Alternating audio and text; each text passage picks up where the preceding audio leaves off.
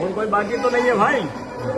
सब आ गए पंडित जी। बोलो ओंकारेश्वर भगवान की जय। जी ज्योतिर्लिंग के दर्शन के लिए आप लोग पधारे हैं। ये राम से 14 पीढ़ी पूर्व मानधाता राजा हुए हैं। शिव पुराण में उल्लेख है, जिन्होंने मां से ने पिता से जन्म लिया था। उनकी तपस्या से ये शिवलिंग प्रकट हुए, स्थापित लिंग नहीं है। जिस प्रकार आरती करते हम प्रण अक्षर के मध्य, ओम अक्षर के मध्य, यह तीनों एका, जय शिव ओंकारा। एक शिवलिंग में ब्रह्मा विष्णु महेश निराकार धरती से प्रकट हुए हैं। इसलिए अखंड दीप है जो जल रहा प्राचीन समय से।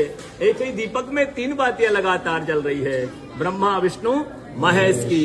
इस पहाड़ी के ऊपर 7 किलोमीटर का परिक्रमा मार्ग है, वो भी ओम आकृति में है।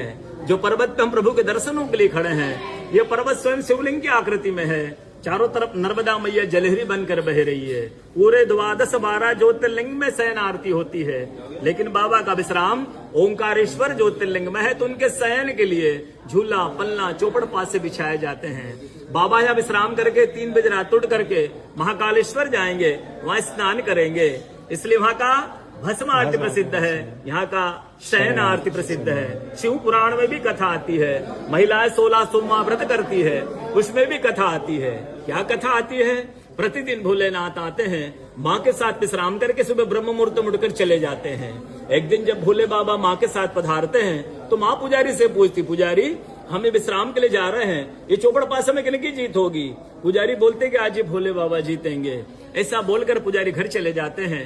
भोले बाबा माँ विश्राम के लिए चले जाते हैं। सुबह ब्रह्म मुहूर्त में जैसे ही भोले बाबा माँ बाहर निकलते हैं, पुजारी द्वार पर रहते हैं। तो माँ पुजारी से पूछती, पुजारी कल मैंने आपसे पूछा था, हमें विश्राम के लिए जा रहे, चौपड़ पासे में किनकी जीत होगी? आपने कहा भोले बाबा जीतेंगे। भोले बाबा नहीं, मैं जीती हूँ।